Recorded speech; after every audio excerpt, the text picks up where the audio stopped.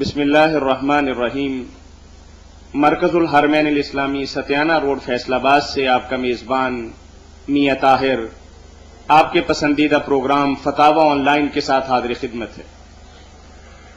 یہ پروگرام روزانہ آپ کی خدمت میں عصر تا مغرب پیش کیا جاتا ہے، مختلف کیبل نیٹ ورک پر دکھایا جاتا ہے، اور اس پروگرام کی ریکارڈڈ سی ڈی مرکز الحرمین الاسلامی سے دستیاب ہے۔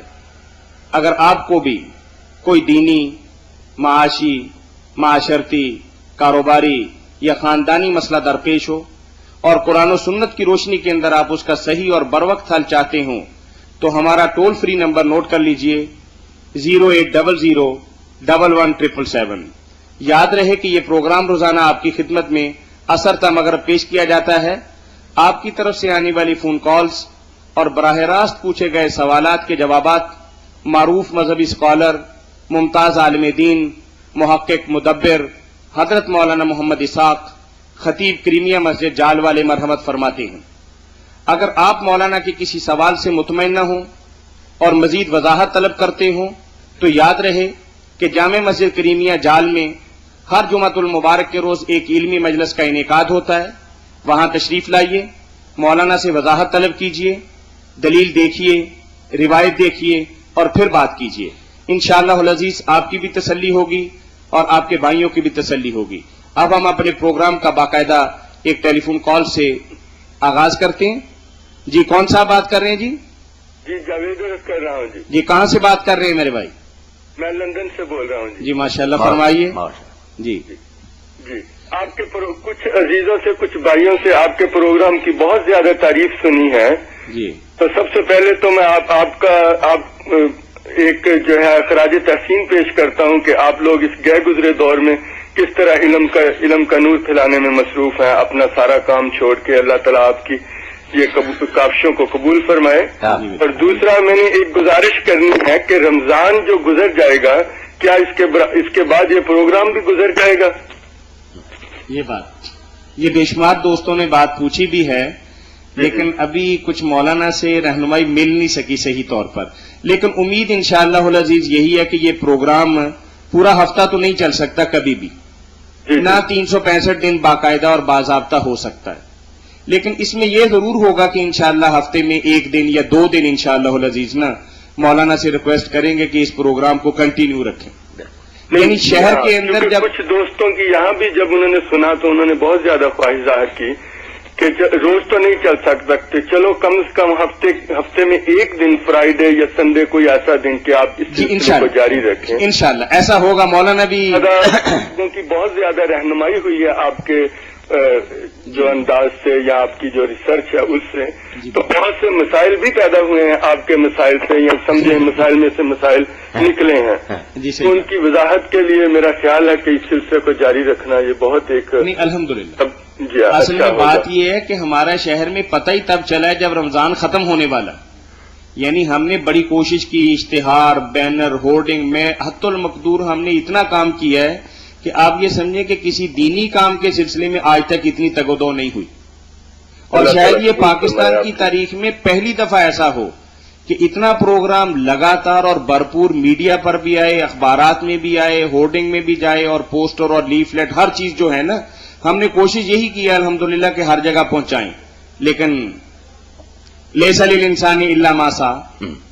انشاءاللہ اگر آپ کوشش جاری رکھیں گے تو یہ گھر گھر تک آپ کی آواز پہنچے گی انشاءاللہ۔ لندن تک آواز پہنچ جانی تھی اگر ڈاک والے ہمارا ساتھ دیتے نا، پیارے حدیث کی سنت کے مطابق، اس سے کئی اور مسائل جو ہیں وہ نکلتے ہیں۔ جی جاوید بھائی، لندن تک یہ آواز جو ہے نا رکھنا، یہ اس کا روشنی کا نور اس کا پھیلانے میں، علم کا یا صحیح راستہ دکھانے میں، تو میرا خیال وہ تسلسل جاری رہے گا تو بہت اچھا ہوگا انشاءاللہ۔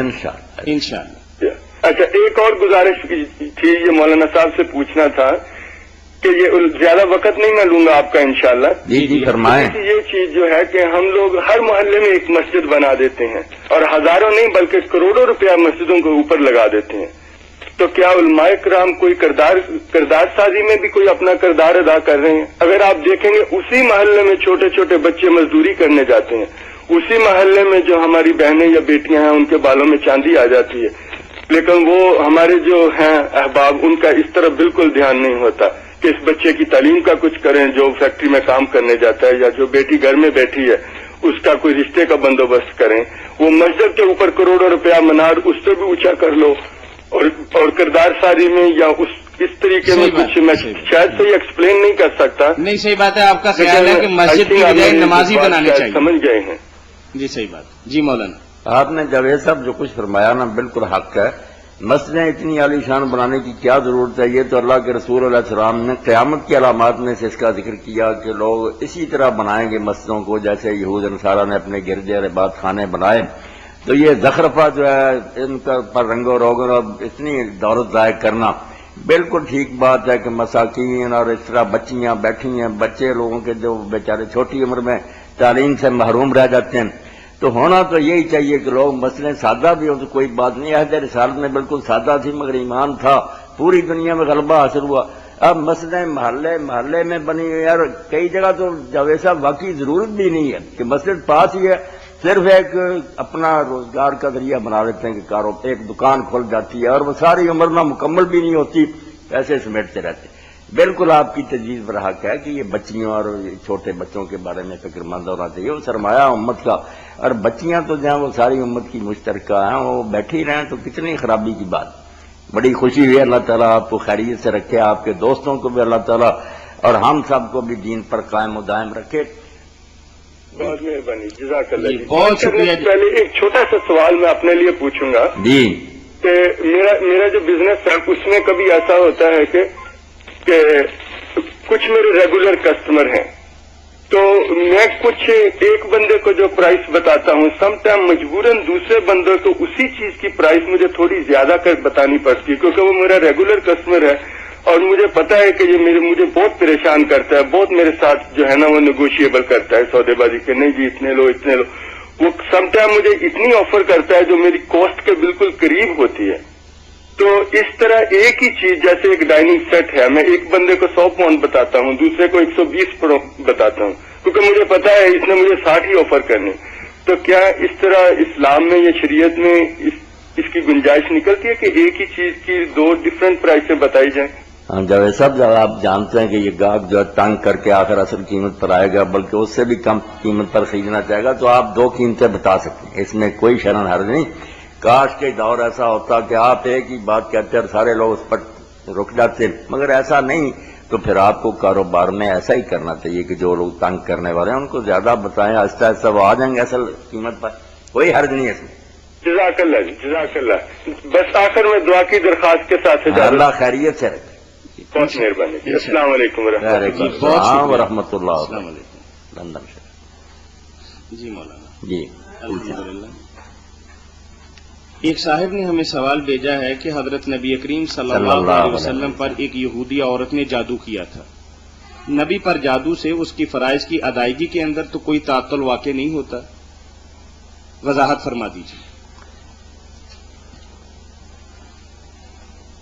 جب ایک واقعہ صحیح سند سے ثابت ہو تو اس کے بارے میں عقلی اشکالات پیدا کر کے اس کا انکار یہ کوئی مناسب بات نہیں.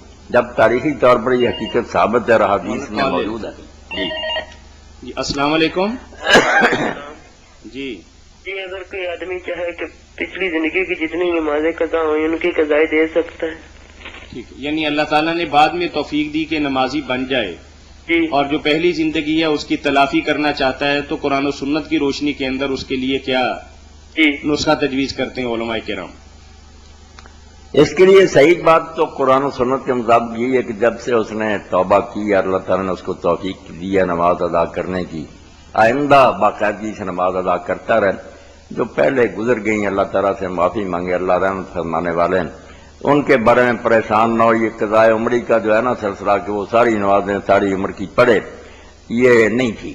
اور اس کے لیے پھر نسخہ ایک آسان تجویز کر لیا کہ آخری جمعہ جو ہے اس میں 17 رکھتے ہیں فرضوں کی اور 3 وتر اگر پڑھ لیے جائیں تو سارے سال کی قضائیں معاف ہو جاتی ہیں. غلط در غلط بات ہے، کوئی ضرورت نہیں. جو گزر گیا وقت اللہ معاف کرے.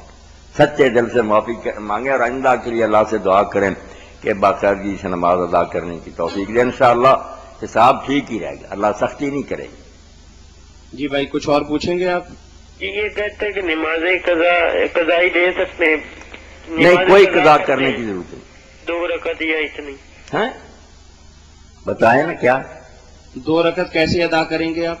نہیں، یہ سنا ہے کہ باقی جو نمازیں رہ جاتی ہیں ان کی قضائی دے سکتے ہیں 2 رکعت نماز قضا پڑھ کر. یعنی کوئی ایسا طریقہ ہے شارٹ کٹ کے صرف 2 رکعت پڑھ لیں اور یہ کہہ دیا جائے کہ جو نمازیں قضا ہو گئی ہیں کہ 2 رکعت کے بدلے کے اندر باقی چھوٹ جائیں؟ میں نے میرے بھائی پچھلی نمازوں کے بارے میں تو بتایا کہ ان کی قضا کی فکر کرنے کی ضرورت نہیں. اب جب سے آپ نے نماز شروع کیا کوئی نماز رہ جائے تو اس کی قضا آپ کریں گے. وہ جتنی نماز ہے نا جتنی رکعتوں والی اتنی پڑھیں گے. اگر 4 رکعتوں والی نماز ہے وہ رہ گئی تو 4 رکعتیں پڑھیں گے. 2 رکعتوں کا تو کوئی توقع ہی نہیں. فجر کی نماز رہ جائے گی 2 فرض پڑھیں گے. ظہر رہ جائے گی 4 فرض. جتنے فرض ہیں اس نماز کے اتنے ہی ادا کریں گے تو پھر وہ قضا ہوگی. باقی قضا کی میرے بھائی کوشش کرنی چاہیے کہ قضا نہ ہو. یہ بڑا جرم ہے. کوئی چھوٹی سی بات نہیں وقت کے بعد نماز پڑھنا. جی چلیے بہت شکریہ بھائی آپ کے کال کرنے کا.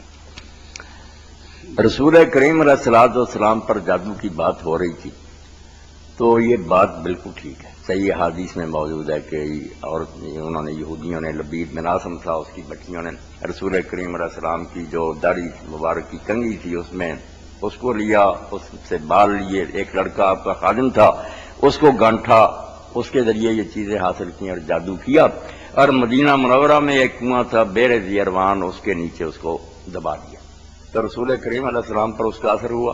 یہ بات تو حقیقت ہے اور اس میں کوئی بات نہیں نہ یہ انہونی بات ہے.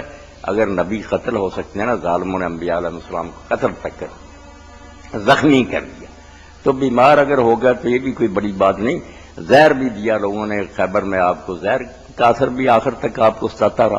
وفات کے وقت آپ نے فرمایا کہ وہ لقمہ میں نے چکھا تھا تو اس نے میری اشارہ کاٹ دی تو زہر دیا, اثر اس کا بھی ہوا. اسی طرح یہ جادو جو ہے اس کا بھی اثر ہوا, اس کو جٹانا نہیں چاہیے.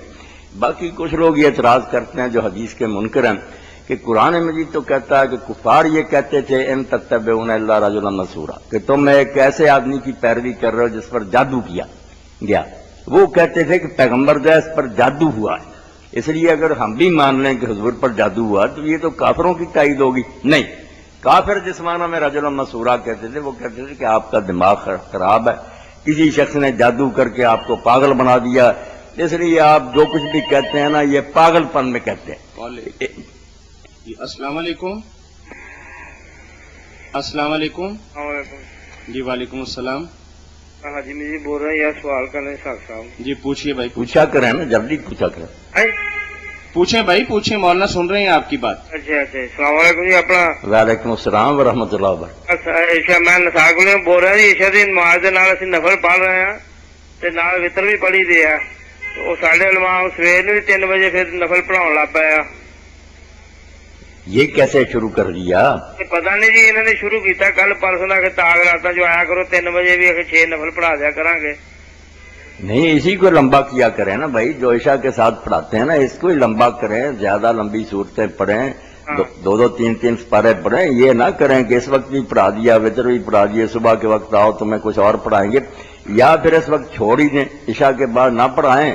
4 فرض اور 2 سنت کے بعد لوگوں کو چلے جائیں, پھر ذرا آرام کر لیں اور ذرا جلدی بلا لیں. 3 بجے سے بے شک 1:30 بجے بلا لیں کہ یہ تاک راتیں آؤ, ذرا لمبے نوافل پڑھیں, قیام اللیل کریں. یہ تو ٹھیک ہے. صبح بھی نہیں, یہ نہیں ٹھیک. اس وقت بھی 11 رکھتے پڑھنی پھر بھی بلاتے ہیں. قیام اللیل کرنا یا پچھلے حصے میں کریں, زیادہ وقت گزاریں, 1 بجے سے بے شک اٹھا لیں, یا عشاء سے ہی لمبا اتنا کر دیں کہ پھر وہ تقریباً ساری رات گزر جائے.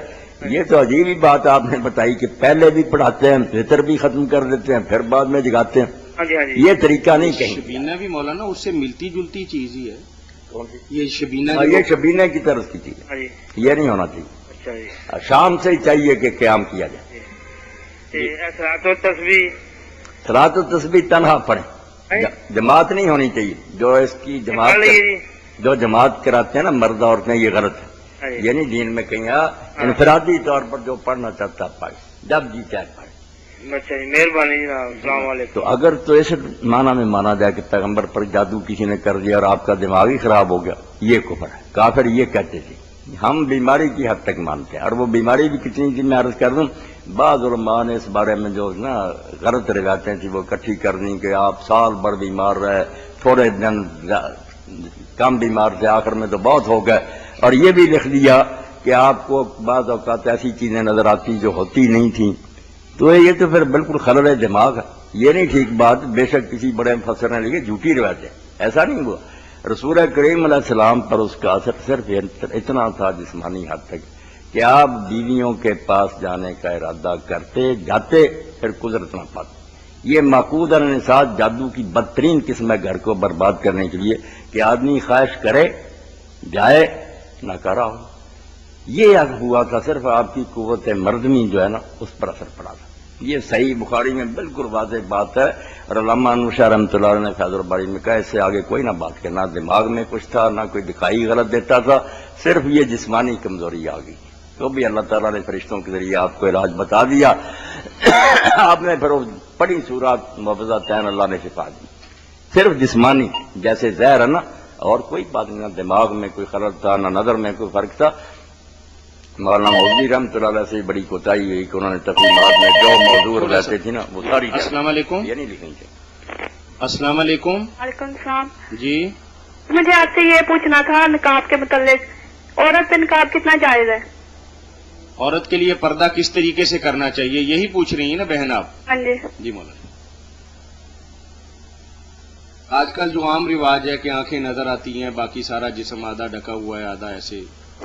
کچھ عورتیں ایسا کرتی ہیں، چلو وہ بھی غنیمت ہے، باقی جو بے پردگی روحانی عام ہی ہوگی نا، وہ بدنصیب طبقہ ہمارے سامنے آ گیا، جس کے بارے میں رسول کریم علیہ السلام نے فرمایا تھا کہ میری امت کے دو گروہ ہیں جو پیدا ہوں گے، اللہ نے خبر دی مگر میں نے نہیں دیکھے۔ ان میں سے ایک یہی تھا بدبخت گروہ کہ وہ لباس کے باوجود ننگیاں ہوں۔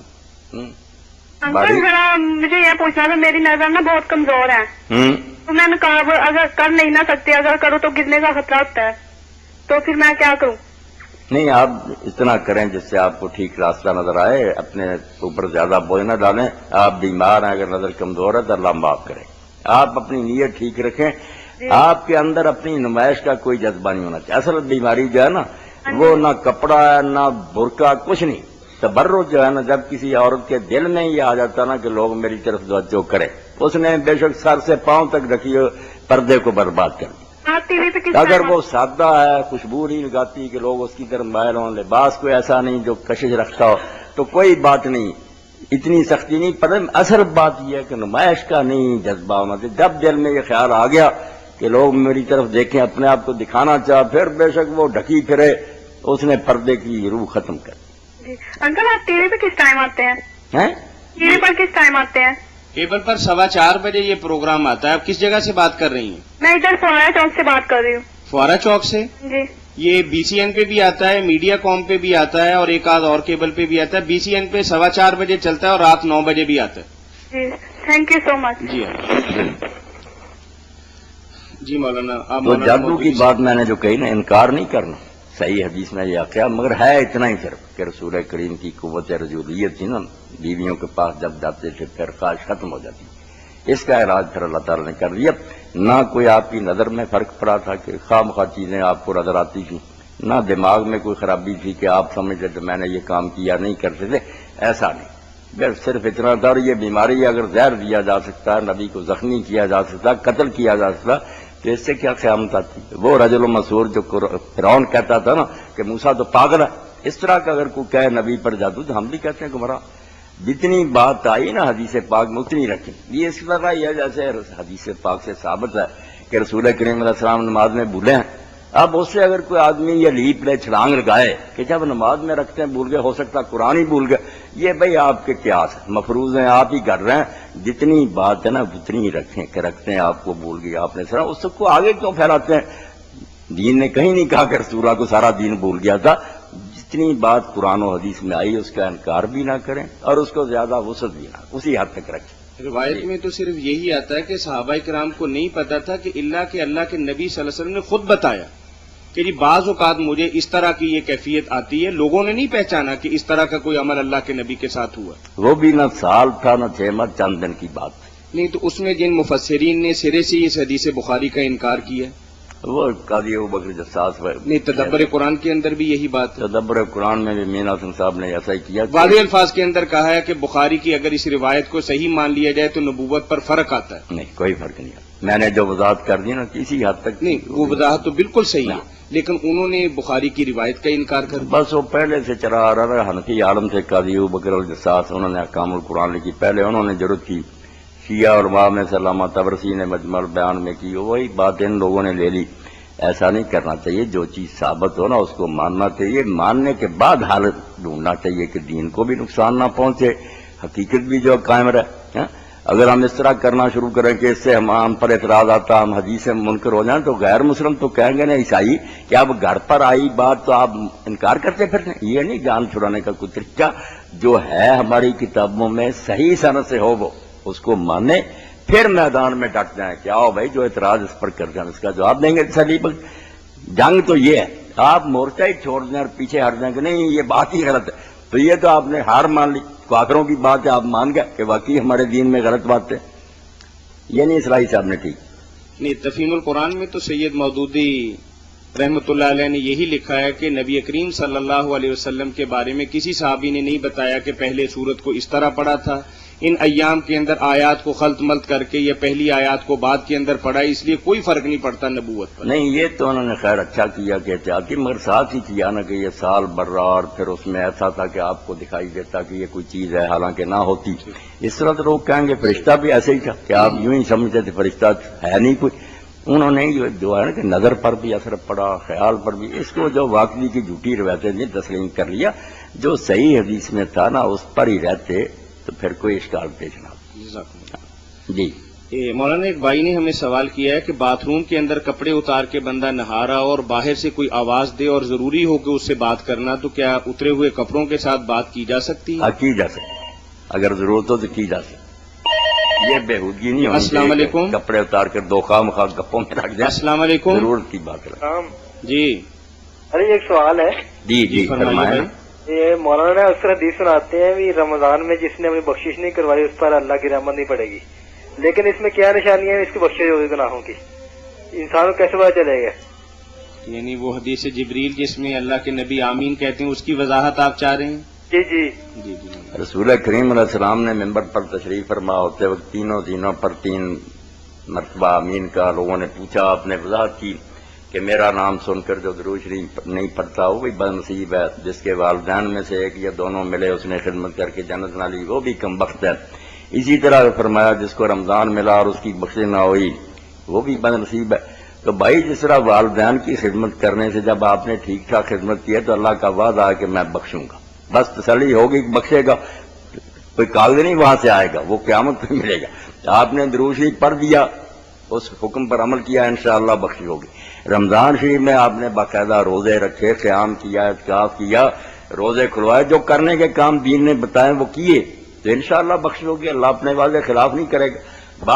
آپ یہ نہ منتظر رہیں کہ مجھے کیسے پتا چلے گا. یہ پتا تو ہم جب اللہ کی بارگاہ میں پیش ہوں گے انشاءاللہ اللہ کی رحمت سے پوری امید ہے کہ وہ کسی کی محنت ضائع نہیں کرے گا بلکہ لاکھوں گنا بڑھا کر دے گا. ليلۃ القدر کی کوئی نشانیاں بھی ہیں؟ نشانی کوئی نہیں. اگر نشانی ہوتی نا تو یہ جھگڑا ختم نہ ہو جاتا. صحابہ بھی ڈھونڈتے رہے، حضور بھی ڈھونڈتے رہے. یہی آخر میں کہا کہ بھائی آخری دنوں میں تلاش کرو، تاک رہو. تم جو نشانی بھی ہے بتائی بھی ہے نا، ابی ابن کعب کہتے ہیں کہ سورج صبح نکلتا ہے تو اس کی شعائیں نہیں ہوتی. وہ بھی ابن حزم کہتے ہیں اگر یہ صاف کوئی نشانی ہوتی تو ایسے ہی جھگڑانا ختم ہو جاتا. یہ بھی کوئی پتہ نہیں کہ سورج کیسے ہے، کہ صاف ہی ہوتا ہے روز. اور پھر یہ اگر ہوگا بھی تو گزر جانے کے بعد ہوگا، رات گزر جائے گی، صبح سورج دیکھیں گے. تو اصل یہی ہے کہ اللہ نے اس کو مخفی چھپایا ہوا. آپ اس نیت سے رات کو جاگا کریں کہ جو بھی رات ہے اللہ تعالیٰ مجھے اجر وہ دے دے، انشاءاللہ مل جائے گا. رات وہ خاک کوئی ہو، آپ کو اس میں فکر مند ہونے کی ضرورت نہیں. یہ ایک سوال ہے چھوٹا سا. یہ جو نماز میں بہت سارے خیالات آتے ہیں، جی جی، یہ جو نماز انسان پڑھتا ہے اس میں بہت سارے انسان کو خیالات آتے ہیں، اس کی کیا وجہ ہے؟ میں نے جب پڑھا تھا تو علی رضی اللہ عنہ قول بھی انسان کے اپنے برے اعمال کی وجہ سے آتے ہیں، کیا ایسے ہی ہے یہ؟ نہیں، برے اعمال کی وجہ سے نہیں آتے خیالات. انسان چونکہ دن رات کاروبار میں پھنسا رہتا، پریشانیوں میں ہوتا، جب وہ نماز میں کھڑا ہوتا تو کس طرح یکدم ان سے لا تعلق ہو جائے. ابھی دکان سے آیا، گھر سے آیا، وہ چیزیں تو اس کے ذہن میں رہیں گی. نہ اللہ کے دین نے کہیں یہ کہا کہ نماز ایسی پڑھو جس میں نہ خیال آئے. یہ ہم نے خود ہی بھائی ایک ایسا ٹارگٹ بنا لیا جو کسی نے حاصل نہیں کیا. جو کہتے ہیں نا خیال کے بغیر نماز پڑھو, اس طرح کا پیدا کوئی بھی نہیں ہوا. لوگوں کو صرف انہوں نے مصیبت میں ڈال دیا. کون ایسی نماز پڑھ سکتا ہے کہ خیال نہ آئے؟ کوشش کریں آپ کو جو پڑھ رہے ہیں اس کی طرف دھیان ہو, مگر آپ یہ سمجھ لیں کہ ایسا نہیں ہوگا کہ خیالات بالکل ختم ہو جائیں. بڑے بڑے لوگوں کو خیال آئے. رسول کریم علیہ السلام کو پتا چلا کہ دشمن حملہ کر رہا, آپ نے کہا کوئی خبر لائے کہ یہ بات سچی ہے. زبیر رضی اللہ عنہ گھوڑے پر گئے, پوری نماز میں حضور جبے کی طرف دیکھتے رہے, صرف خیال نہیں ادھر ہی دیکھتے رہے. جب وہ وہاں آئے انہوں نے ہاتھ ہلایا کہ کوئی بات ہے, پھر آپ کی نگاہ نیچے ہوئی. خیال بشر کو آئیں گے. حضرت عمر رضی اللہ تعالیٰ عنہ کہتے ہیں صحیح بخاری میں کہ میں نماز پڑھتا ہوں اور شام کی سرحد پر لشکر جو ہے نا ان کی جگہ متعین کرتا ہوں کہ یہ جرائل ادھر ہو. یہ تو جن کاموں میں آدمی لگا رہتا ہے وہ خیال تو آئیں گے. خیال کے آنے کے باوجود جو نماز پڑھتا ہے کہ بے شک آئے میں نے اللہ کا حکم ماننا, وہ اس آدمی سے زیادہ ثواب حاصل کرتا ہے جس کو خیال نہیں آتے. اگر کوئی ایسا ہے جس کو نہیں آتے اس کو ثواب زیادہ ملے گا جو مشقت میں کہ خیال بھی پریشان کر رہے ہیں, مگر وہ کہتا آتے رہے میں نے اپنے مالک کا حکم ماننا. جی بہت شکریہ سر. جزاکم اللہ جی. ایک صاحب نے ہمیں سوال بھجوایا ہے کہ عشاء کی جی السلام علیکم. میں ریاض سر فیصلہ بہت بول رہے ہیں جی. جی بولیے بھائی. سر اپنا سوال دو پوچھنے سن. ایک تھی روزے کا کفارے کا پوچھنا جی. روزے کا کفارہ کیا ہے؟ ہاں جی ہاں جی. اچھا چلیے ایک بات تھوڑی سی میں بتا دوں, دوسرا سوال پوچھ لیجئے. دوسرا سوال جناب یہ ہے کہ اگر میاں بیوی دونوں ہم بستر ہوتے جی حالانکہ ہو جاتے انہوں نے کفارہ کیا ہے جناب. تو اسی کفارے کے بارے میں آپ پوچھ رہے ہیں نا پہلے بھی, یا پہلا کچھ کفارے کے بارے میں, کوئی بیماری کے بارے میں, یا مطلب صاحب میں نے وہ بتایا نا کہ آپ کو میاں بیوی روزے کی حالت مل لیں آپس میں ہم بستری کر لیں تو اس کا کفارہ کیا ہوگا پھر؟ اس کا کفارہ پھر یہی ہے جنہوں نے بدنصیبوں نے ایسا کیا کہ غلام تو اس دور میں رہے نہیں, ورنہ یہ غلام آزاد کرنا ہوتا وہ نہ ہو سکے تو پھر 60 روزے لگاتار بغیر ناغا کیے وہ رکھنے ہوتے ہیں. نہیں تو 60 مسکینوں کو کھانا کھلانا ہوتا. وہ اب دونوں 60 مسکینوں کو کھانا کھلائیں نا, 120 مسکین جو ہے ان کو کھانا دیں یا اس کی رقم ان تک پہنچائیں, یہی کفارہ اس کا. یعنی میاں بیوی دونوں کے لیے 60 کافی نہیں ہے؟ نہیں, دونوں کو الگ الگ دینا پڑے. اگر عورت بھی راضی تھی, اگر اس پر جبر کیا اس نے پھر یہی ادا کرے گا, ورنہ اگر وہ بھی خوشی سے اس کے ساتھ شریک تھی دونوں کفارہ دیں. جی جی بھائی کچھ اور پوچھیں گے آپ؟ اچھا وہ جو کفارہ ہے وہ ایک ہی مرتبہ دینا پڑے گا جو آہستہ سے کر کے دے دیں مسکینوں کھانا اکٹھا کرنا تو بہت مشکل ہے, بلا کے مہمانوں کو کھلا دے اکٹھا کر کے؟ کھلاتے جائیں بس, بے شک تھوڑے تھوڑوں کو بلاتے نا, مگر وہ 120 کی تعداد پوری کریں یا اتنی رقم یا غلہ دے. جی بھائی کیا کہا حضرت صاحب نے کہ یہ کیا کرنا ہے اس کا؟ جی کیا کہا کیا کرنا ہے؟ 120 پورا کریں آہستہ سے کر کے؟ ہاں پورے کر لیں آہستہ آہستہ کر کے, 10 15 15 20 کر کے نا. اچھا جیسے گھر کے اندر گنجائش ہو بٹھا کے جس طریقے سے کھلانا چاہیں تو جائز ہے مولانا. اچھا جو مرضی کھلا دیں ان کو؟ اچھا کھلائیں گے کھانا تو ہونا چاہیے نا جو اوسطن آپ کھاتے ہیں, جس کھانے کا آپ کے گھر میں رواج ہے نا وہ کھانا دینا چاہیے. یہ تو نہیں کہ ان کو ادنا دیں, نہ آدھا ہی دینے کی ضرورت ہے. جناب انشاءاللہ. جی بہت شکریہ بھائی. جی ایک صاحب نے ہمیں سوال بھیجا ہے کہ میں عشاء کی نماز کی آخری 2 رکعتوں کے اندر شامل ہوا. جب میں نے امام کے سلام پھیرنے کے بعد اپنی نماز دوبارہ شروع کی تو اب جو میری 2 باقی ہیں اس کے اندر میں فاتحہ کے ساتھ کوئی اور سورت بھی ملا کے پڑھوں گا یا خالی فاتحہ کے بعد رکوع و سجود کر کے نماز کو مکمل کر لوں گا؟ جو بات دلیل کے مطابق ہے وہ تو یہی ہے کہ آپ صرف سورہ فاتحہ اس میں پڑھیں گے. آپ کی پہلی دوسری گزر گئی, بے شک اس میں فاتحہ ہی تھی نا اکیلی, آپ کی وہ پہلی دوسری تھی وہ گزر گئی, یہ تیسری چوتھی اس میں صرف فاتحہ. مگر چونکہ صحابہ کرام میں سے حضرت عبداللہ ابن عمر رضی اللہ عنہ کا حتیٰ کہ وہ بعد میں جو رکھتے پڑھتے تھے ان میں بھی صورت ملاتے تھے, اس لیے قول صحابی کو ترجیح دیتے میں کہتا ہوں کہ وہ جو ہے نا دلیل کی بات کہ ہے تو وہ رکھتے اس کی پہلی جو اس نے جماعت کے پاس ساتھ پائیں آگے ہیں آخری, مگر ان کے عمل کی وجہ سے بہتر ہے کہ وہ صورت پڑھے, شک سے نکل. جزاکم اللہ. ایک صاحب نے ہمیں سوال کیا ہے کہ میں نے کسی آدمی کی رقم دینی ہے, مجھے اچھی طرح پتا ہے کہ میں نے اس کے کتنے پیسے دینے لیکن اسے اچھی طرح یاد نہیں, اور وہ اب کم پیسوں پہ آمادہ ہے تو وہ کہتا ہے کہ چلیں اس پہ اتفاق کر لیتے ہیں کہ آپ اتنے پیسے مجھے دے دیں, جبکہ مجھے یقین کامل ہے کہ میں نے یہ رقم اس سے زیادہ دینی ہے, لیکن اب وہ کم پہ راضی ہے تو میرے ادا کرنے کے ساتھ کیا حقوق العباد کی ادائیگی ہو جائے گی؟ آپ کو واضح طور پر اسے بتانا چاہیے نا کہ در حقیقت میں نے آپ کے پیسے اتنے دینے ہیں. اس کے بعد اگر وہ راضی ہو کے کم لے لے پھر ٹھیک ہے. اگر اس کو بیچارے کو یاد نہیں اس لیے وہ سمجھتا میرے تھوڑے تھے وہ تھوڑے پر راضی ہو رہا ہے, حقیقت اسے معلوم ہو تو راضی نہ ہو, پھر تو نہیں یہ حق العباد ادا ہوگا. بتا پورا دیں, اس کے بعد بے شک وہ کچھ بھی نہ لے چھوڑ دے سارا, یا تھوڑا لے لے وہ اس کی مرضی. پتہ ہونا چاہیے کہ میری اتنی اماؤنٹ ہے. جزاکم اللہ. السلام علیکم. جی ارے یتیم اور مسکین میں فرق ہے؟ یتیم اور مسکین میں فرق ہے یا نہیں ہے, یہی پوچھ رہے ہیں نا آپ؟ بالکل جناب. جی مولانا. یتیم اور مسکین میں فرق, یہ تو اتنی کوئی پیچیدہ بات نہیں تھی بھائی. یتیم تو وہ لڑکا ہے نا جس کا باپ فوت ہو جائے اور وہ بالغ نہ ہوا, وہ یتیم ہے. ہو سکتا ہے وہ صاحب جائیداد ہی ہو, باپ بہت جائیداد چھوڑ گیا ہو, وہ ضروری نہیں کہ مسکین ہی ہو. مسکین ہوا ہے جس کے پاس کچھ نہیں ہے. اچھا جی. ہاں وہ تو عام آدمی بھی ہو سکتا ہے نا, اس کے لیے یتیم ہونا تو ایک ہی ہو گیا نا پھر. نہیں, یتیم ہے جس کا باپ فوت ہو جائے اور وہ بھی بالغ نہیں ہوا. مسکین وہ ہے جس کے پاس کوئی دولت نہیں ہے. اچھا جی. یہ تو غریب آدمی کو کہتے ہیں نا مسکین ہے. غریب اور مسکین ایک ہو گئے. ہاں, فقیر اور مسکین جو ہے نا یہ دونوں تقریباً ہم مانا آ جاتے ہیں. ان میں بھی ذرا فرق کرتے ہیں کہ جس کے پاس مالی کمی ہے, مال نہیں اس کے پاس, وہ فقیر ہے. جس کے پاس مال تو تھوڑا بہت ہے مگر وہ بیچارہ اپنی ضرورت کے مطابق نہیں کما سکتا, وہ مسکین ہے. کچھ نہ کچھ اس کے پاس مگر ضروریات پوری نہیں ہوتی, وہ مسکین ہوگا. اگر یہ اکٹھے آئیں جیسے انما الصدقات للفقراء والمساکین, پھر فرق کرتے ہیں. فقیر وہ جس کے پاس سرے سے مال نہیں, فاقے میں مبتلا. مسکین ہے ضرور کچھ مگر ضرورت پوری نہیں ہوتی. ورنہ عام طور پر یہ الگ الگ آئیں تو ایک ہی معنی دے جاتے ہیں, فقیر مسکین کے معنی. یہ ہو سکتا ہے کہ ایک ہی گھر میں مسکین دے کر ان کو کھانا بھیجا جائے لگاتار. ہاں بھیجتے جائیں, اس لیے ٹھیک رہے گا نا مسئلہ. بالکل ٹھیک ہے. الحمد شکر. جی جزاکم اللہ. جی کفارے کے متعلق ایک سوال نے آپ کے جواب سے ہی سوال نکالا ہے کہ اس نے پوچھا ہے کہ مہمانوں کو اگر میں کھلا دوں گا تو کیا کفارہ ادا ہو جائے گا؟ اب بس مہمان اس کی زبان سے نکل گیا, مقصد تو اس کا تھا جو میں مسکین بلاؤں گا نا گھر میں ان کو اس نے مہمان سمجھانا. چلو وہ بھی اللہ کے مہمان ہی, ویسے عام مہمان جو کھاتے پیتے ان سے تو کفارہ نہیں ادا ہوتا.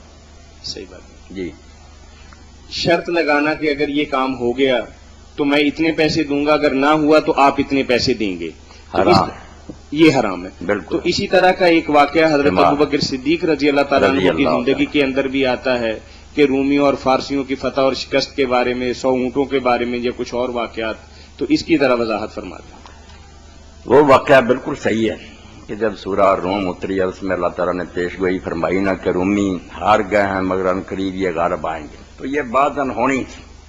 عیسائی مورخ گبن بھی کہتا ہے کوئی آدمی اس وقت یہ سوچ بھی نہیں سکتا تھا کہ رومی دوبارہ اٹھیں گے. رومی تو کچھ لے گئے تھے, حتیٰ کہ ان کا دارالحکومت جو تھا استنبول اس کا محاصرہ ایرانیوں نے کر لیا تھا.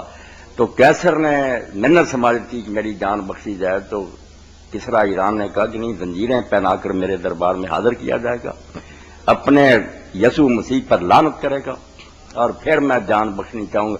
بالکل عاجز آ گیا بیچارہ. مگر پھر اللہ نے وہ قرآن نے جو کہا تھا کہ غالب آئیں گے, انہونی بات ہوئی کہ پھر وہ اللہ کی توفیق سے غصہ کھا کر اٹھا, نئے سرے سے فوجوں کو منظم کیا اور پھر اس طرح کے اپنے مقبوضات بھی چھڑائے اور ایران کے دارالحکومت پھر مدائن تک پہنچ گئے. وعدہ پورا ہوا, مگر یہ وعدہ جن حالات میں قرآن نے بیان کیا کوئی مان نہیں سکتا تھا کہ ایسا ہوگا چند سالوں میں یہ روم پھر غالب آ جائے گا. تو اس پر کافروں نے کہا کہ تیرے نبی نے یہ کہا کہ یہ ایسا ہوگا, اس پر شرط بدلو. اس وقت شرط حرام نہیں تھی, اس وقت کی یہ بات ہے, ریحان حرام نہیں تھا, شرط لگا سکتے, اب حرام ہے. تو حضرت ابوبکر نے کہا ہاں 10 اونٹ شرط, اگر وعدہ نہ پورا ہوا میں دوں گا, اگر ہو گیا تم دو گے. 3 سال انہیں وعدہ کر لیا, 3 سال کے اندر ہوگا. رسول کریم علیہ السلام سے جب آ کر یہ بات عرض کی تو آپ نے فرمایا تم نے جو شرط لگائی وہ ٹھیک ہے, اللہ کا وعدہ ضرور پورا ہوگا, مگر 3 سال نہیں ٹھیک. فی بضع سنین, قرآن نے بضع سنین کا, وہ 3 سے 9 سال ہوتے ہیں, 9 سال تک بڑھا دو میعاد اور اونٹ 100 کر دو, کر دیا پھر. باقی پھر جو ادھر بدر کی فتح ہوئی ادھر رومی چھا گئے, ایک ہی دن مسلمانوں کو خوشیاں 2 نصیب ہوئیں. تو حضرت ابوبکر وہ کافر تو مر گیا, تو اس کے وارثوں سے پھر 100 اونٹ وصول کیا. مگر حضور علیہ السلام نے فرمایا کہ اب ریحان جو ہے نا شرط لگانا وہ حرام ہو گیا, اب تم کھا نہیں سکتے, مسکین اور غریبوں میں تقسیم کرو. یہی بینک کے سود کا کرنا چاہیے. اگر کسی نے بدقسمتی سے جمع کرا دیا, سود چھوڑنا نہیں چاہیے. बैंक को नहीं देना चाहिए। तो एक और नादानी है कि वो बेईमान मोटे होते जाएंगे, खून हमारा चूसा हुआ फायदा लेने और गरीबों और मिस्किनों को दे दें। नेकी के काम में ना लगाए, ना वो कोई नेक माल है कि मस्जिद में या किसी गरीब मिस्किन, इनका खून सोसाइटी ने चूसा हुआ गरीबों को दे, इंशाअल्लाह ना वो यही हजरत अबू बकर की मिसाल होगी। जज़ाकुमुल्लाह। जब बच्चा पैदा होता है तो उसके एक कान के अंदर अजान और दूसरे कान के अंदर इकामत कह दी जाती है, लेकिन कुछ मुसलमान ऐसे गैर मुस्लिम मुआशरे के अंदर रहते हैं जिन्हें इस हुक्म का नहीं पता, उनके बच्चे किस तरीके से मुसलमान ठहरेंगे? ये हुक्म ऐसा कि कुछ उलमा तो वैसे इनकार करते हैं कि इसकी कोई सही हदीस नहीं है, इसलिए ये कहना ही नहीं चाहिए। मुस्लिम माशरों में मैंने नहीं कहना चाहिए, मगर ये बात दुरुस्त नहीं है। हमें हर हाल में ये नहीं देखना चाहिए कि रिवायत जो है उसकी सनद है या नहीं, ये भी देखना चाहिए कि मुस्लिम सोसाइटी में तामुल क्या आ रहा, मुसलमान क्या करते हैं। इसीलिए इमाम तिरमिज़ी रहमतुल्लाह ने जब ये रिवायत लिखी है तो इस पर फिर उन्होंने लिखा हुआ अला हाज़िल अमल, इसी पर उम्मत अमल करती जाती है, सारे मुसलमान ये करते हैं।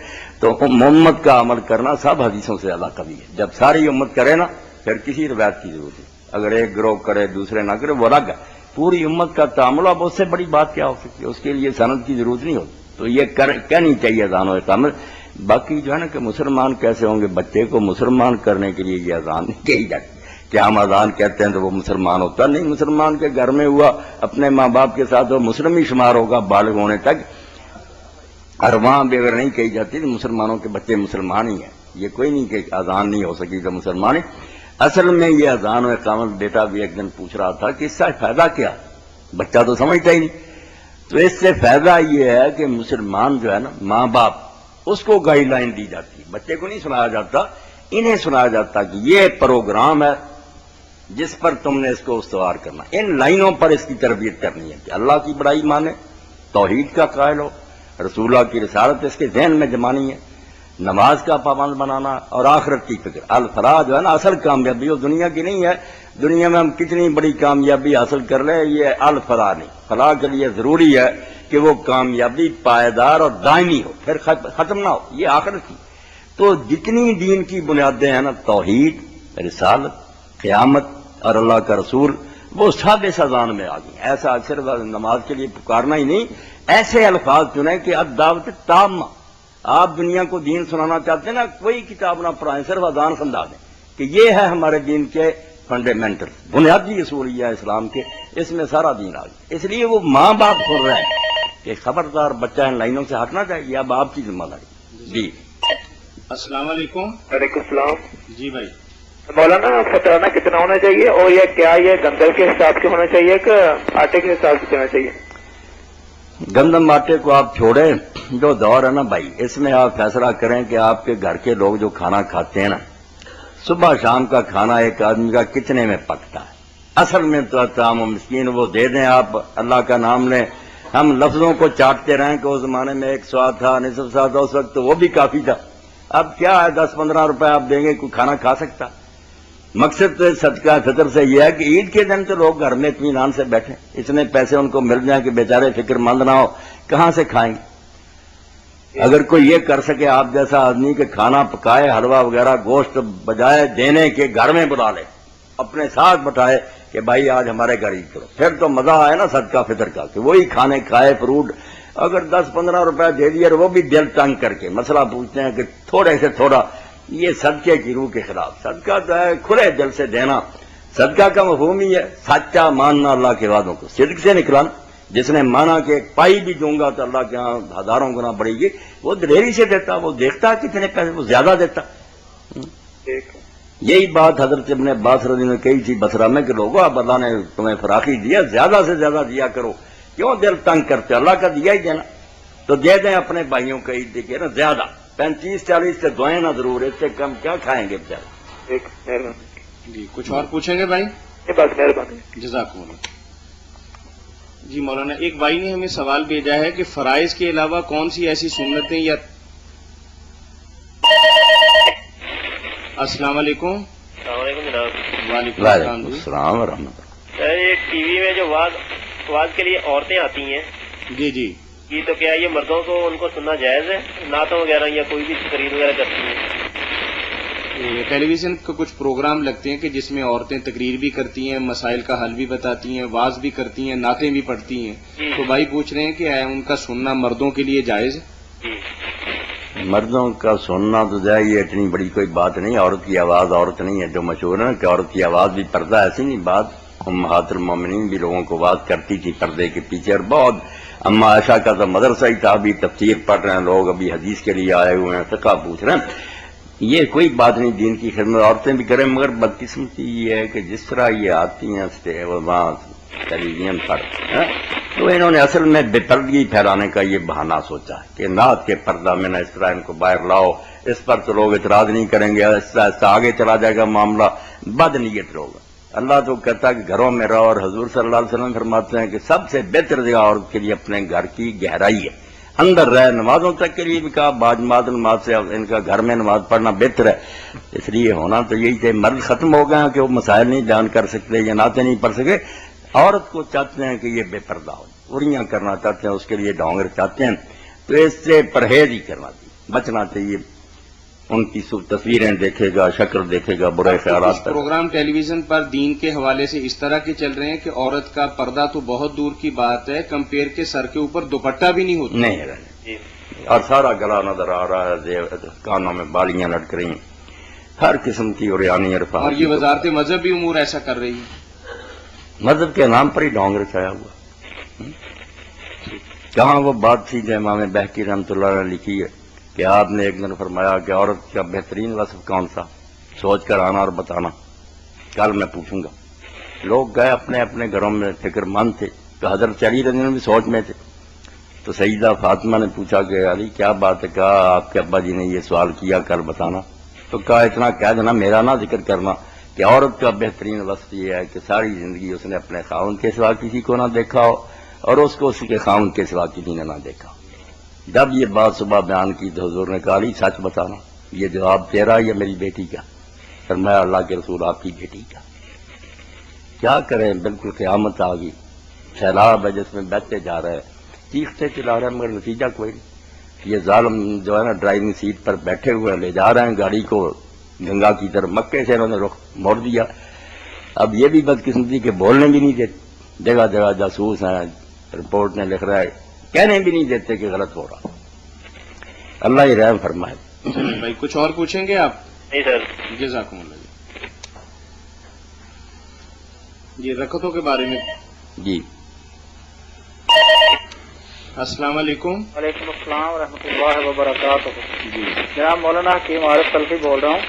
محمد عارف سلفی صاحب، جی فرمائیے۔ بولے سلفی صاحب جو بتائیں۔ سورہ توبہ ہے جو، اس کے شروع میں بسم اللہ کیوں نہیں ہے؟ اس کی کیا حکمت ہے؟ سورہ توبہ کے شروع میں جی سورہ توبہ جو ہے نا، اس کے شروع میں بسم اللہ سے کیوں نہیں آغاز ہوا اس کا؟ اس کی کیا وجہ ہے؟ حکیم صاحب، مولانا کے جواب سے پہلے میں ایک بات آپ کے لیے اور دیگر بہن بھائیوں کے لیے عرض کر دوں کہ یہ سوال جو ہے نا بے شمار دفعہ گزر چکا ہے، مولانا تفصیل کے ساتھ اس کا جواب دے چکے ہیں۔ اس پروگرام کی ریکارڈڈ سی ڈی مرکز الحرمین الاسلامی سے دستیاب ہے، پوری وضاحت اور تسلی تو اس کے اندر ہوگی، لیکن پھر بھی مولانا آپ کے لیے مختصراً جواب ضرور دیں گے۔ مہربانی۔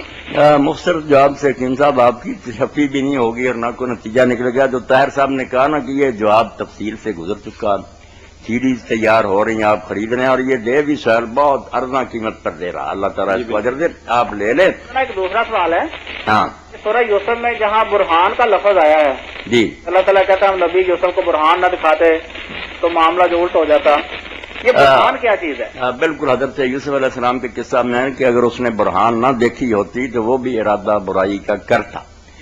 اب اس بارے میں مفسرین نے کیا سرائیاں کی ہیں اور لمبے چوڑے قصے لکھے ہیں کہ جبریل علیہ السلام بھی آئے، انہوں نے بھی روکا، مگر آپ ان کے کہنے پر بھی نہیں رکے۔ آواز ایک پرندہ آ کر دیوار پر بیٹھا، اس نے بھی روکا، پھر بعد نہیں آئے۔ آخر میں آپ کے والد جو تھے وہ اللہ تعالیٰ نے دکھائے، یعقوب علیہ السلام منہ میں انگلی لیے کھڑے تھے اور کہہ رہے تھے بیٹا تو کیا کرنے لگا؟ تو ایسی باتیں لکھی۔ کچھ تو اس سے بھی آگے چلے گا کہ آپ نے ساری چیزوں کے باوجود ہزار بند کھول دیا اور بیٹھ گئے غلط جگہ۔ جبریل علیہ السلام نے دیکھا کہ اب تو معاملہ حد سے گزر گیا، انہوں نے پشت پر ہاتھ پھیرا، اس سے منی جو تھی وہ گر گئی، پھر آپ بچے۔ خرافات اور بےہودگی کی حد کر دی، اللہ کے پیغمبر کی توہین میں کوئی کسر چھوڑی نہیں۔ نبیوں کے قصے گنڈوں کے واقعات ان لوگوں نے بنا دیے. اصل میں بات سلفی صاحب یہ ہے کہ کوئی وہاں نظر نہیں آیا، نہ کوئی ایسی بات. ایسی چیزوں سے اللہ نے بچانا تو ہمیں بھی بچا سکتا تھا. کوئی آ جائے جبریل ہمیں روک دے، ہم بھی روک دیں. یہ کیا پیغمبر کا کمال ہوا؟ وہ برہان جو تھی وہی ہے جو قرآن مجید نے بیان کی کہ یوسف علیہ السلام سے جب اس عورت نے برا خیال ظاہر کیا، آپ نے سنتے ہی کہا معاذ اللہ انہ ربی، توبہ توبہ، میں یہ کام کر سکتا ہوں، وہ میرا رب ہے اللہ. وہ دیکھ رہا ہے، یہ برہان رب ہے کہ وہ اللہ کا پیغمبر تھا. اس نے پہلے دیکھنے سے مراد آنکھوں سے دیکھنا نہیں، بصیرت. وہ نے اتنی سمجھ تھی کہ اللہ دیکھ رہا ہے، اللہ کو جواب دینا. یہ ہتھیار تھا ان کے پاس جس کو اللہ کہتا. اگر یہ چیز نہ ہوتی تو بھی مرا ہو جاتا. سیدھی سی بات تھی، قرآن میں ہی تھا کہ معاذ اللہ انہ ربی انہ لا یفلح الظالمون، غلط کام کرنے والے جو جنہیں ان کا بیڑا پار ہوگا. یہ برہان تھی، دلیل تھی، روشنی تھی جو یوسف علیہ السلام کو حاصل تھی. صورت شکل کوئی نہیں نظر آئی. جی حکیم صاحب کچھ اللہ تعالیٰ آپ کی زندگی میں ایمان میں عمل میں برکت دے. اللہ آپ کو اجر دے. جزاکم اللہ خیر. چلیے بہت شکریہ آپ کا صاحب. جی مولانا، ایک صاحب نے سوال پوچھا ہے کہ دن رات کی نمازوں کے اندر فرضوں. جی السلام علیکم. وعلیکم السلام. جی بھائی، یہ ایک سوال تھا پوچھنا. پوچھیں. یہ فرض نماز کے بعد جو عام معمول بنائے گئے عام مسجدوں میں جماعت جب ہوتی ہے تو امام صاحب دعا کراتے ہیں. یہ قرآن و سنت کی روشنی میں پوچھنا ہے مولانا صاحب سے. قرآن و سنت کی روشنی کے اندر مولانا اس کا 5 دفعہ جواب دے چکے ہیں اور اس پروگرام کی ریکارڈڈ سی ڈی مرکز الحرمین الاسلامی سے دستیاب ہے. آپ لیجیے اور اس میں سے پوری وضاحت دیکھ لیجیے. چلو مہربانی، ہم ٹی وی نہیں دیکھتے نا، اس لیے میں فون پہ پوچھ رہا تھا. چلو کوئی بات نہیں. چلو میں بتا دیتا ہوں کہ قرآن و سنت کی روشنی میں بھائی یہ دعا جو نا ہاتھ اٹھا کر اجتماعی ثابت نہیں ہے. اگر کوئی یہ دعویٰ کرتا ثابت ہو تو ہمیں بھی بتا دے.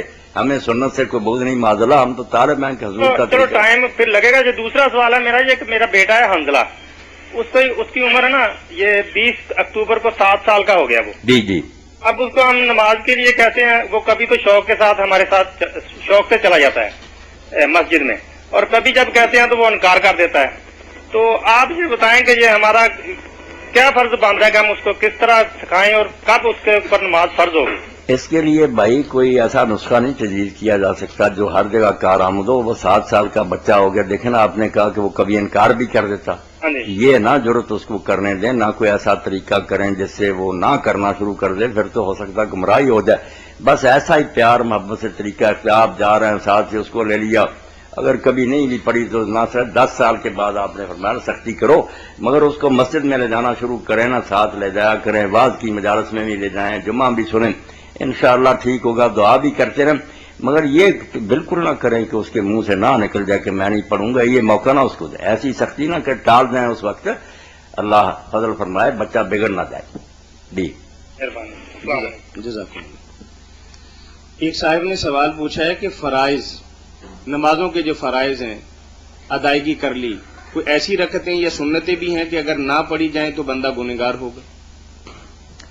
نہیں بھائی، یہ 2 کیٹیگریز جو بنائی گئی نا کہ یہ فرض ہے یہ سنت ہے. جیسے رمضان شریف کے روزے ہیں، سال میں بھی پھر سنت روزے ہیں، یہ تو بنائی اس لیے گئی ہیں کہ فرض جو ہے یہ کرنا ہی پڑے گا. نجات اگر چاہتے ہو نا اس کے بغیر جان نہیں چھوٹے گی. سنت جو ہے نوافل وہ ہے آگے کھلا میدان ترقی کا، کہ اگر لوگ آگے بڑھنا چاہتے ہیں، اعلیٰ درجے حاصل کرنا چاہتے ہیں تو ان کو اختیار کریں. مگر اگر وہ اختیار نہ کرے اور وہ چیزیں نہ کریں، تحقیر نہ کرے، یہ نہ زبان سے کہ سنت کیا، اس سے تو کافر ہی ہو جانے کا اندیشہ. مانے دوسرے لوگ جو کرتے ہیں ان کو اپنے سے بہتر سمجھے، اور اگر یہ نہیں کرتا تو گناہ کا سوال نہیں پیدا ہوتا. گناہ نہیں کوئی کہہ سکتا. اس پر امام ابن حزم نے جو ایک پوری فصل لکھی کہ اگر گناہ کہتے ہو سنت چھوڑنے پر پھر اس کو فرض کو، اور اگر سنت کہتے ہو پھر گناہ نہیں ہو سکتا. تو سنت کے ترک پر گناہ نہیں ہوتا، درجے بلند ہوتے. جمعرات کا، سوموار کا روزہ، عرفہ اور عاشورہ کا روزہ، ہر مہینے میں 3 روزے، ایک دن چھوڑ کر ایک دن، یہ ساری ترغیب حضور نے دلائی. سنت روزے رکھے، مگر اگر کوئی نہیں رکھتا رمضان شریف کے اندر بری ہو گیا. مقام میں نجات الگ ہے، مقام میں درجات الگ ہے. آگے ڈویژن وہ امپروو کرنا چاہتا آگے سے آگے جا سکتا، مگر لوگوں کو نہ تنگ کرے کہ اگر نہیں پڑھی. اور یہ بھی ہو سکتا کہ آدمی سنت نفل نہیں پڑھتا مگر وہ دوسری نیکیاں بہت کرتا. جیسے امام ابو حنیفہ رحمۃ اللہ نے کہا کہ جو عالم دین سکھاتا نا لوگوں کو، اس کو چاہیے سب سنتے ترک کریں، فرض پڑھے بعد میں بیٹھ جائیں، لوگوں کو مسائل بتائے.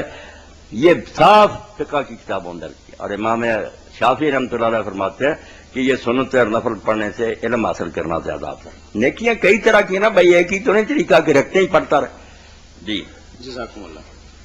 ملک عارف علی صاحب شہزاد کالونی سے ہمیں سوال بھیجا ہے جی کہ میں شوگر اور ہیپاٹائٹس کا مریض ہوں. اللہ شکر. مہربانی فرما کر مجھے کوئی وظیفہ بھی بتا دیں اور میرے لیے دعا بھی فرمائیں کہ اللہ تعالیٰ مجھے صحت و تندرستی عنایت فرمائے. اللہ صحت دے، صحت اور عافیت سے سارے دین و دنیا کے کام ہوتے ہیں. آپ میرے بھائی کم از کم یہ کریں کہ صبح و شام نا 131 مرتبہ نا یا سلام اللہ تعالیٰ کے اس میں پاک جو ہے نا یہ پڑھیں، اول آخر درود شریف پڑھیں. انشاءاللہ کسی بیماری میں مبتلا ہوں گے نا علاج بھی کریں، وہ بھی اللہ کا حکم ہے. مگر یہ سارے مریض حضرات جو ہے نا بلکہ تندرست بھی یہ کریں کہ یا سلام و ضرور کہتے رہے. اللہ تعالیٰ کو جس کام کے لیے پکارنا اس کے لیے مناسب اسم پکارا جائے نا. جیسے درخواست پر وکیل لکھ دیتے ہیں کہ یہ اختیارات جائیں جس عدالت کے، اس کے تحت ہم درخواست دے رہے ہیں. اسی طرح کہ آپ رزق چاہتے ہیں رزاق کہہ کر پکاریں، سلامتی چاہتے ہیں سلام کہیں، تو یہ بہت اچھا ذکر ہے. نیک لوگ اور علماء امت بتاتے ہیں کہ تندرستی کے لیے صبح و شام 121 بار 31 یا سلام درود شریف اول آخر پڑھیں. اللہ شفا دے، تندرستی دے میرے بھائی. جزاکم اللہ. ایک صاحب نے ہمیں سوال بھیجا ہے کہ بعض علماء کرام جمعۃ المبارک کے روز سبح اسم ربک الاعلی کی تلاوت کرتے ہیں تو مقتدی کچھ پڑھتے ہیں، اور جب سورت غاشیہ پڑھتے ہیں ختم کرتے ہیں تو اس وقت بھی مقتدی کچھ پڑھتے ہیں. آیا قرآن و سنت کی روشنی کے اندر یہ پڑھنا جائز ہے؟ کچھ لوگ تو سرے سے جواب نہیں دیتے، وہ بھی نہیں ٹھیک بات. جو چیز سنت سے ثابت ہے صحابہ کرام رضوان اللہ علیہ اجمعین کے عمل سے بھی وہ ثابت ہے، کرنی چاہیے. مگر کرنی صرف امام کو چاہیے. احادیث میں جو کچھ ملتا ہے نا صحابہ، وہ یہ کہ جو پڑھتا تھا نا آیت وہ جواب دیتا تھا، پچھلے نہیں دیتے تھے. سب اسم ربک الاعلی امام کہہ کر سبحان ربی الاعلی کہتا. اور جو ہے نا حالت کا بعد اس وہاں نہیں کوئی آیا ذکر، وہ لوگوں نے اپنی طرف سے ایک دعا پڑھنی شروع کر دی اللہم حاسبنی حسابی سے. نہیں، یہ نہیں حدیث پاک میں یہاں آئی، یہ آپ نے تشہد میں پڑھی. حدیث پاک میں آتا کہ جب اتحیات پڑھتے تھے نا آخری، وہاں جو دعائیں آپ نے پڑھی ان میں یہ بھی پڑھتے تھے، اور بہت اچھی دعا اللہم حاسبنی حسابا یسیرا. اسی پر اما عائشہ صدیقہ رضی اللہ تعالیٰ نے آپ سے سوال کیا، جب آپ نے فرمایا نا کہ جس سے پوچھ گچھ ہوئی سوال ہوا وہ برباد ہو جائے گا، تو انہوں نے کہا یا رسول اللہ دعا تو آپ بھی کرتے ہیں اور قرآن بھی کہتا ہے کہ حاسب حسابا یسیرا. چلو آسان ہی ہوگا، حساب تو سب کا ہوگا. آپ کہتے ہیں جس کا حساب ہوا وہ مارا گیا. آپ نے فرمایا نہیں عائشہ، حساب سے مراد میری ہے، اگر پوچھنا شروع کر دیا نا اللہ نے کیوں کیا اور پھر نہیں بچ سکتا. اگر صرف پیش ہوئے کاغذ نکال دی تو آسان حساب یہ کر آئیں گے، اللہ تعالیٰ آگے مثل گزار دے گا. یہ دعا بہت عمدہ ہے، مگر یہاں نہیں ثابت. دو ہی موقع ہیں جہاں صحیح حدیث میں آیا ہے کہ آپ نے پڑھا، ایک یہ اور ایک سورہ قیامہ ہے، اس میں آخر میں جاتا نا الیس ذالک بقادر علی ان یحیی الموتى، وہاں سبحانک فبلا کہنا چاہیے. یہ دو ہیں، سبح اسم ربک الاعلی اور وہ تین کے ساتھ بھی نہیں ثابت ہوا، یہ ضعیف ہے. السلام علیکم. السلام علیکم. وعلیکم السلام ورحمۃ اللہ. جی جانور جڑے ہوندے جی حلال جانور، جی انہاں دی جڑے فضلات نے فضلات انہاں دے بارے کی بعض جگہ لکھیا دیکھا کہ حلال ہوندے ہیں.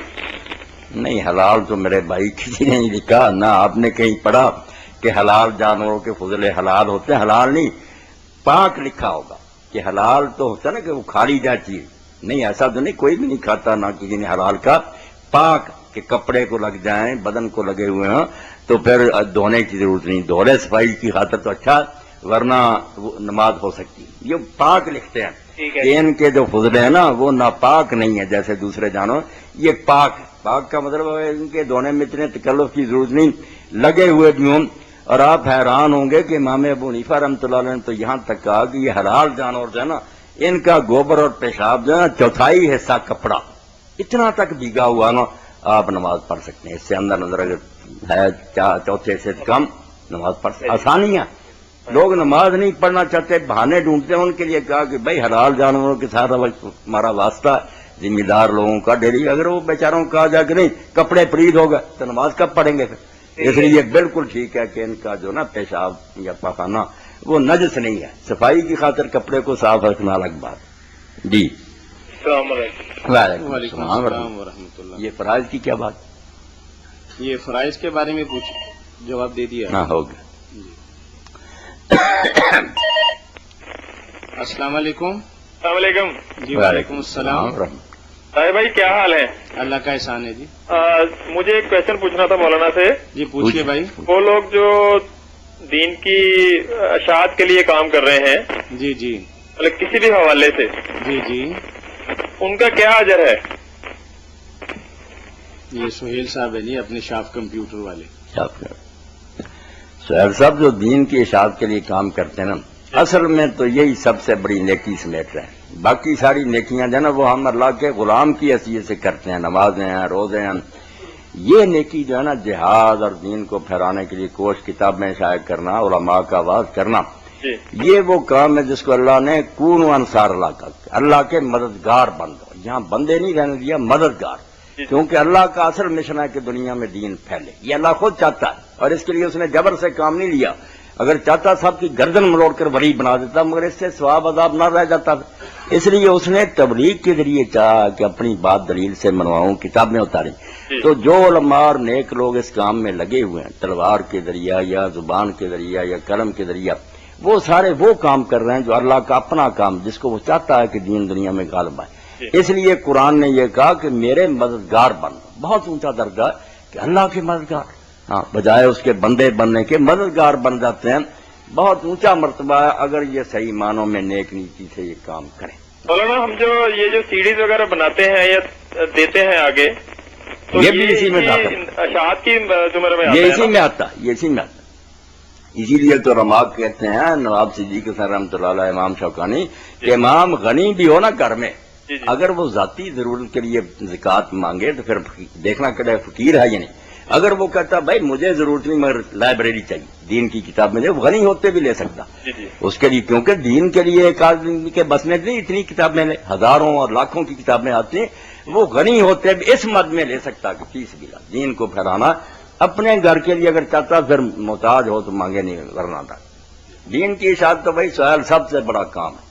ये आदमी जो अल्लाह का दीन सुनाता है, खलीफतुल्लाह फलाल्लाह खलीफत रसूल है व खलीफत किताब है, ये रिवायत में आता है कि वो अल्लाह का भी जानशीन है, उसका काम संभाले बैठा, अल्लाह के रसूल का वारिस है और अल्लाह की किताब का भी खलीफा कि जो कुरान चाहता है वो फैला रहा।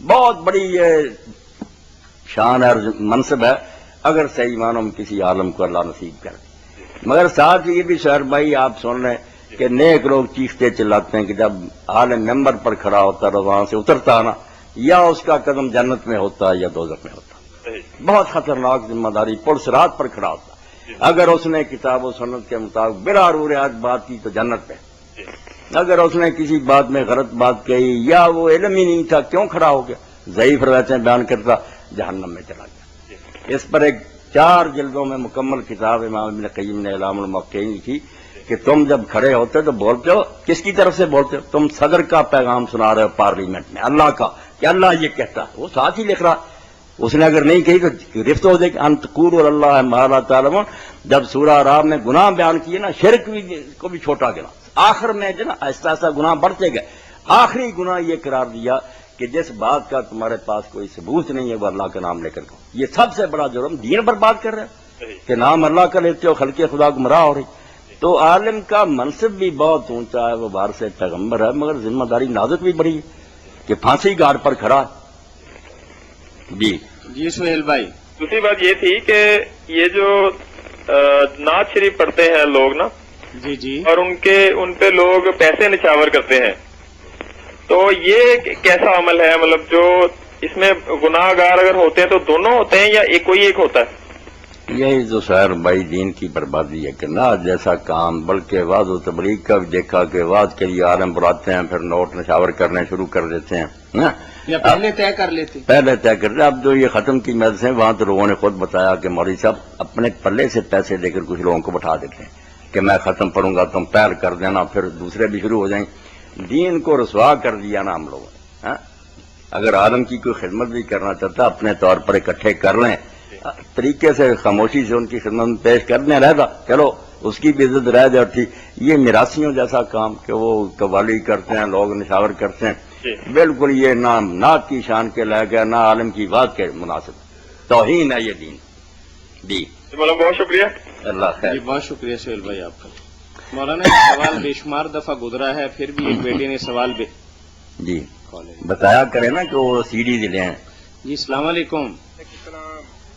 जनाब जी जी